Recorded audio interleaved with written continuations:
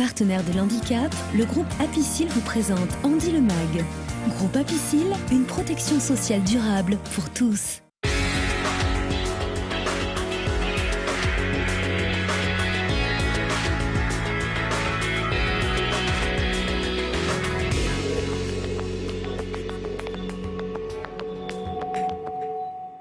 Bonjour à tous, dans ce numéro d'Andy le Mag, nous allons aborder la problématique de la perte d'autonomie que peuvent rencontrer certaines personnes en situation de handicap. Quel qu'il soit, le handicap peut compliquer les gestes de la vie de tous les jours. Alors pour les personnes devenues trop dépendantes, il existe des établissements pour les accueillir, mais pour celles qui peuvent et qui souhaitent rester chez elles, il faut qu'elles soient accompagnées et ce, quel que soit le moment de la journée. Alors concernant les aides de jour, il existe de nombreuses structures, mais quand la nuit arrive, là les choses se compliquent un petit peu. Donc à Lyon, l'Association des paralysés de France a mis en place les services spécialisés pour une vie autonome à domicile, le SESVAD.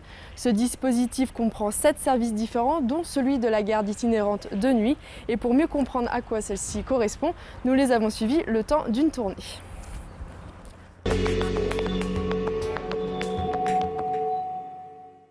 Il est 20h, l'heure de la relève pour la garde itinérante de nuit, la GIN. En place depuis 2010, ce service permet aux usagers en situation de handicap moteur ou cérébro-lésé de pouvoir disposer des soins qui leur sont indispensables le soir et la nuit, tout en restant chez eux. Et pour cela, 3 aides-soignants assurent la permanence jusqu'au petit matin.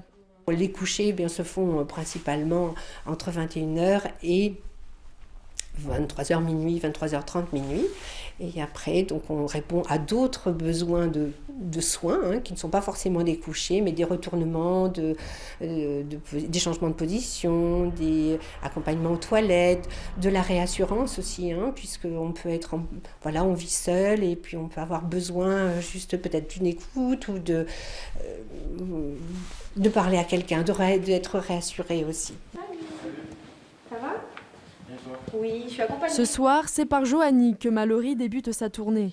Tout en prodiguant les soins nécessaires au coucher, l'aide-soignante prend le temps de discuter de la journée écoulée. Une relation différente de celle du jour que Mallory apprécie. Le contact qu'on a le soir, c'est pas le même que... On n'a pas du tout le même contact avec les personnes le matin que le soir. On a plus de temps, entre guillemets, c'est pas pareil. On parle pas des mêmes choses. Le contact est vraiment différent et on est moins pris par le temps. Et on n'a pas du tout le même contact. Le soir, c'est vrai qu'on est plus... on a plus envie de parler que le matin au réveil. On n'a pas forcément envie de parler de ce que tu vas faire. C'est pas pareil. Et pour l'étudiant de 24 ans, la garde itinérante de nuit lui a changé la vie. Plus d'obligation d'aller au lit à 19h30. Il est désormais libre de choisir son heure de coucher selon ses activités et ses envies. C'est vrai que si on veut avoir une vie un peu plus épanouie, ça permet quand même d'être... de pouvoir faire plus de choses après le soir. Si on veut... Par exemple, moi, comme je suis encore en études, s'il y a besoin de réviser, si j'ai des sorties de prévues, plus de liberté. Bon film. Merci.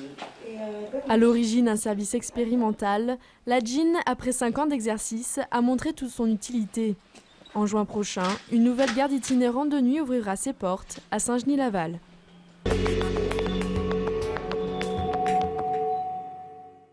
Et si vous êtes intéressé par la garde itinérante de nuit qui va ouvrir à Saint-Genis-Laval, sachez qu'il reste encore des places.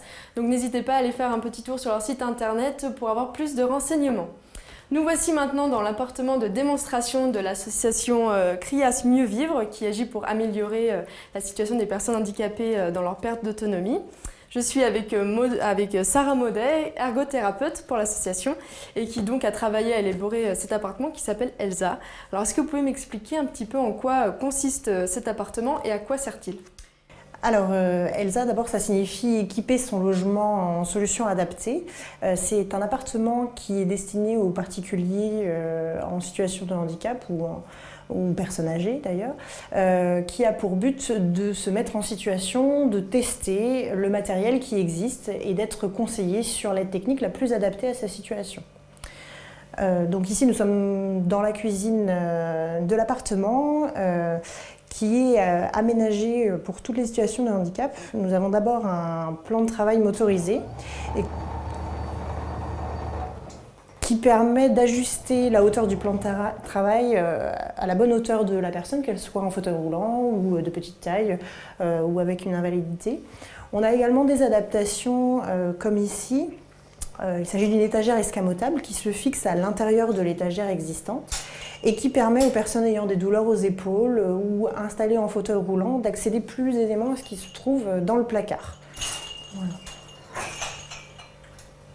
Ok, vous avez aussi surélevé les meubles en bas pour tout ce qui est fauteuil roulant. Voilà, exactement. C'est surélevé de quelques centimètres pour permettre le passage des palettes des fauteuils roulants. Tous les tiroirs bas sont coulissants pour faciliter l'accès aux ustensiles de cuisine. Et puis nous avons également un four adapté dont la porte est rabattable à l'intérieur pour permettre l'accès plus aisément si on se déplace en fauteuil, en déambulateur ou même avec une canne et accéder plus facilement à son plat. D'accord. Et vous avez quoi d'autre comme pièces dans cet appartement alors ? Alors toutes les pièces d'un appartement classique sont présentes, la salle de bain, le bureau, la chambre, le salon. Et l'appartement est équipé d'un large choix d'aide technique pour répondre à la quasi-totalité des demandes qui nous sont transmises. Donc cet appartement s'adresse aux particuliers, ils viennent ici, ils testent ? Exactement. Voilà, ils nous appellent, c'est toujours sur rendez-vous. Ils nous appellent, ils nous expliquent leur situation et leur proposent un rendez-vous avec un ergothérapeute. On va prendre un temps d'évaluation des besoins, mais aussi des possibilités et des difficultés pour avoir une vision globale de la personne, de son environnement familial, financier, et pour bien orienter le conseil qui leur sera donné. Et donc il existe aussi une visite virtuelle, vous avez mis ça en place récemment ? Tout à fait. On a souhaité mettre en place une visite virtuelle donc sous la forme d'un site internet qui permet aux personnes qui ne peuvent pas se déplacer jusqu'ici, puisque l'inconvénient de cet appartement, c'est qu'il est situé à Lyon et que tout le monde ne peut pas y avoir accès. Donc l'intérêt de cette visite virtuelle, c'est d'apporter un premier niveau d'information sur l'adaptation de son logement ou l'aide technique, voilà, d'apporter du conseil au-delà des frontières de Lyon et même du Rhône. Très bien. Eh bien, merci, Sarah Maudet. Gauche. Si bon nombre de personnes en situation de handicap peut rester à domicile, c'est très souvent parce qu'un de leurs proches peut s'en occuper. Mais devant la tâche à accomplir, certaines personnes se sentent bien démunies. Pour les accompagner, le CESVAD dispose d'un autre service qui leur est entièrement dédié. Son nom, les Fenotes.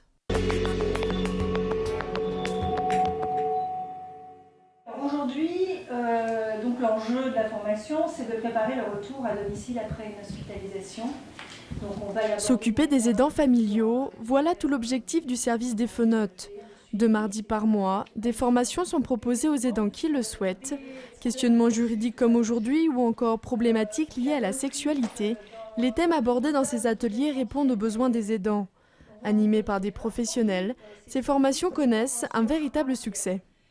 Oui, le service des Fenotes est en plein développement en termes de demandes de la part des aidants familiaux. Je pense qu'on est de plus en plus identifiés et puis ça correspond à une véritable demande pour finalement assez peu d'offres puisque le service des Fenotes est novateur par rapport au fait de soutenir les aidants familiaux. C'est vrai qu'on n'a pas tellement d'autres services qui proposent ça. Du coup, on a beaucoup de demandes. Parents, frères ou sœurs, conjoints et même grands-parents, tous viennent chercher des réponses à leurs questions. Une façon pour eux de se rassurer pour mieux faire face au handicap de leurs proches et de se sortir de leur isolement. C'est une aide très appréciable. Je viens depuis 2010, c'est-à-dire que c'est la 5e, voire la 6e année là. Nous recevons un soutien psychologique, juridique aussi. Et dans nos problématiques qu'on a découvertes sur le tard, pour ma part, je trouve que c'est irremplaçable et vraiment formidable. Utile et novateur, dans l'accompagnement qu'il propose aux aidants, le service des Fenotes voit toutefois son fonctionnement remis en question chaque année, faute de financement stable. Pour l'instant, il n'est pas financé, il n'est pas autorisé. Donc tous les ans, on se repose la question de qu'est-ce que va devenir le service l'an prochain. Donc c'est quelque chose qui est difficile à vivre pour les professionnels du service, qui se reposent la question effectivement tous les ans. Et aujourd'hui, la principale problématique, c'est qu'on n'a pas pu faire que le service se développe. Vu que la demande se développe, il faut développer aussi l'offre, c'est-à-dire qu'il faudrait étoffer l'équipe qui aujourd'hui n'est plus suffisante pour répondre à toutes les demandes. En plus de ces formations, les Phonotes proposent d'autres services tels que des moments de répit, de relaxation ou encore de soutien psychologique. De quoi retourner dans son quotidien sereinement.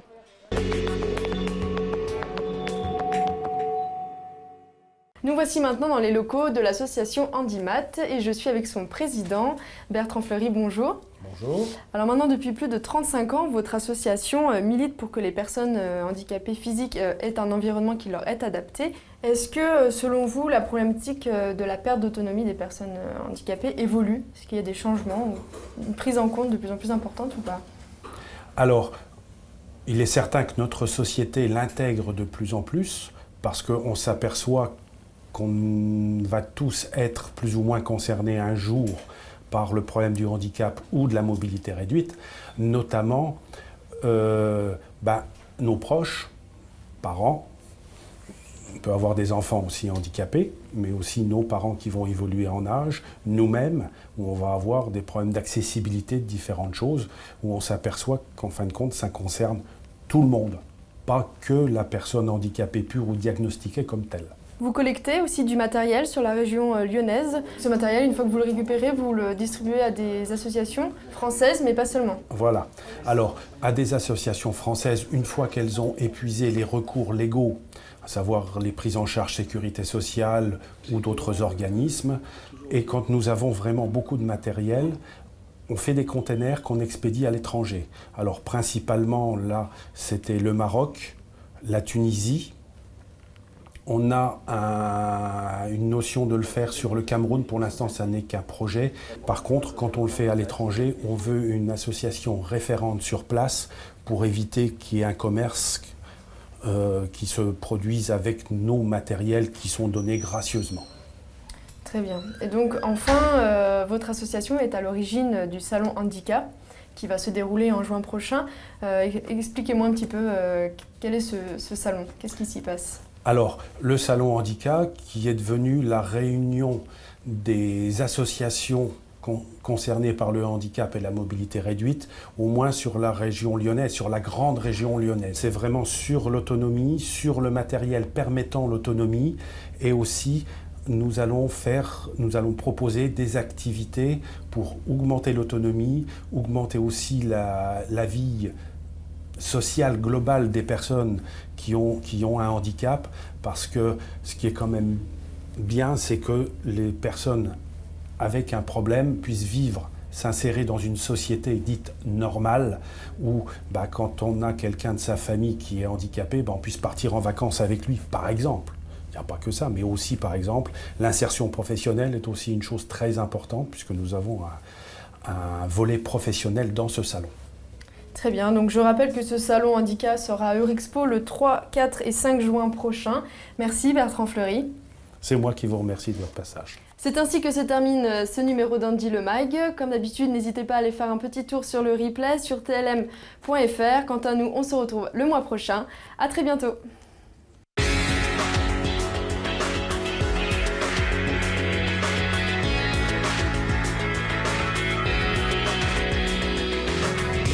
Partenaire de l'handicap, le groupe Apicil vous a présenté Andy le Mag. Groupe Apicil, une protection sociale durable pour tous.